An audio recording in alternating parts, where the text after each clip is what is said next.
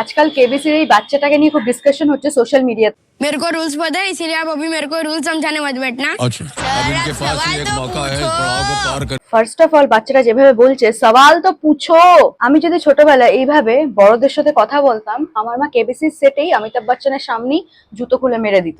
আজকাল তো গার্জিয়ানও যদি তার বাচ্চাদেরকে শাসন করে তাহলে চাইল্ড রাইটস অ্যাক্টিভিস্টরা চলে আসবে। ইনফ্যাক্ট টিচার্সরাও যদি শাসন করতে যায় তখন অনেক কিছু হয়ে যায়। ইনফ্যাক্ট গার্জিয়ানরাও গিয়ে কোনো কোনো টাইমে স্কুলে হামলা করে দেয় রীতিমতন।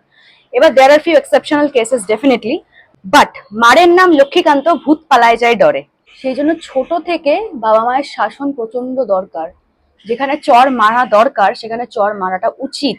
ছোটবেলায় যদি টিচারদেরকে দেখতাম রাস্তায় তাহলে ভয়ে মানে মুখ লুকিয়ে রীতিমতন পালাতাম। আর এই বাচ্চাটা এই বয়সে এরকম একজন পার্সোনালিটিস এর সামনে করো তুম এই টার্ম গুলো ইউজ করে কথা বলছে।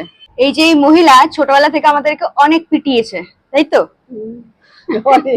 যে কেবিসি ওই বাচ্চার ভিডিওটা দেখেছো তো? হ্যাঁ, তো ওটা কিভাবে শাসন করা উচিত, অন্যায় জানাতে হবে তাকে, যেটা অন্যায়টা অন্যায় সেটা জানাতে হবে। এটা হলো মেন ব্যাপার। সেটা তুমি যেভাবেই বলো ভালোভাবে বুঝিয়ে ভালোভাবে বুঝিয়ে বললে খুব ভালো। আর যদি না বোঝে তখন বারবার যদি রিপোর্ট করে তখন তখন যা পাওয়া যায় তাতেই দিতে হয়। আমরা এখন যাচ্ছি, কোথায় যাচ্ছি মা? সিনেমা দেখতে। আমরা এখন মা মেয়ে মিলে যাচ্ছি সিনেমা দেখতে। আমার 90% সিনেমাই মায়ের সাথে দেখা, ছোটবেলা থেকে। এই সালোয়ারটার দয়া করে কেউ লিঙ্ক চেও না, কারণ এটা আমি কিনেছি দক্ষিণাপন থেকে। গলায় ইনফেকশন হয়েছে বলে আমি মাস্ক পরে বাইরে চলাফেরা করছি। সিনেমাটার নাম হলো যত কাণ্ড কলকাতাতেই, কাঠমান্ডুতে না। কিন্তু এই সিনেমার যিনি ডাইরেক্টর তিনি কিন্তু ভূতের ভবিষ্যৎ করেছিলেন।